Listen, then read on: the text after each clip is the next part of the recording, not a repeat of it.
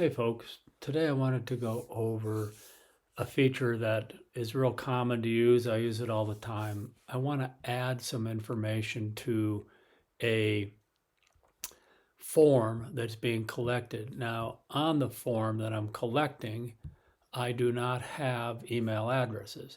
I just have a simple little form, a name, a week, and then we're putting in some information on their progress. So we're collecting, of course, the timestamp, name, week, and progress. But I want to be able to include an email address.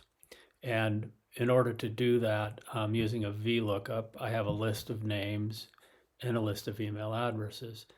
And in this cell here, I'm using an array formula.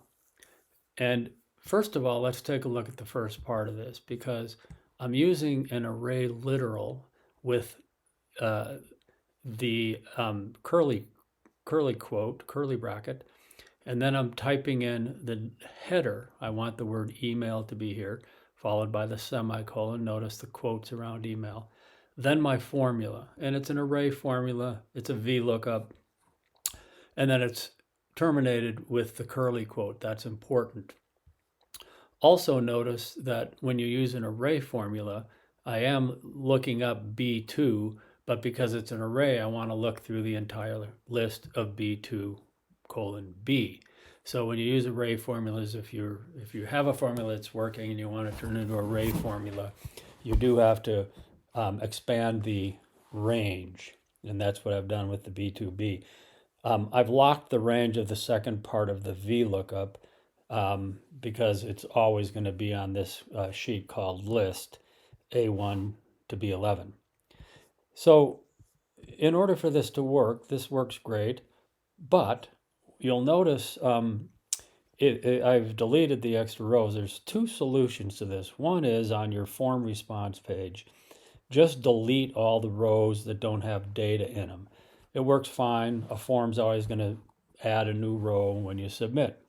But if, let's say you haven't done that, and so now you have, a bunch of empty rows, well, notice you're going to get these NAs in all these rows. And that's going to cause a problem for you in certain circumstances.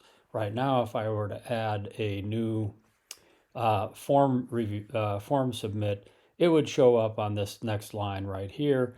This formula would work because this array formula would work. Right now, it couldn't find anything in the VLOOKUP valuation. But in this example that I'm using, I am also wanting to email a result every time a form is submitted using this app script that I have here. And anyway, I'm not going to go over this app script, but this would cause the script to fail because my script would see this NA. So two ways to deal with it. One, just delete these extra rows and then everything will work. Or secondly, if you have those extra rows in there, we need to modify this formula. And the way I do that is before the VLOOKUP, I do an if, and then I do a len statement. And len is simply looking to see whether there's a value in A2, in this case of array formula, so A2 colon A. So if there is we got to get a 2 in there. If A2A, in other words, if there's a value in column A, then my true statement is do this VLOOKUP. And then after my VLOOKUP, my false statement would be, let's see, if len A2A, do the VLOOKUP, and if not, don't do anything.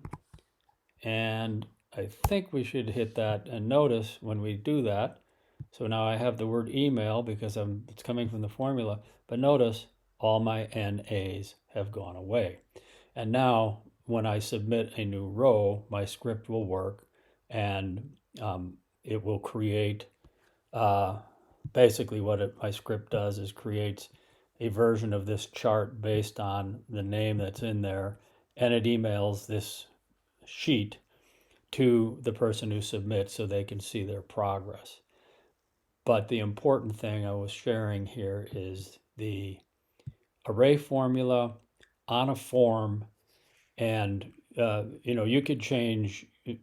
This could be a different set of if statements, but what you want to have in this array formula is this if len statement that checks to see first whether or not there's any data in column A, and if there is data in column A, then it'll do the VLOOKUP. If there isn't any data in column A, it'll leave this blank, which is what we're looking for. We don't really want those NAs.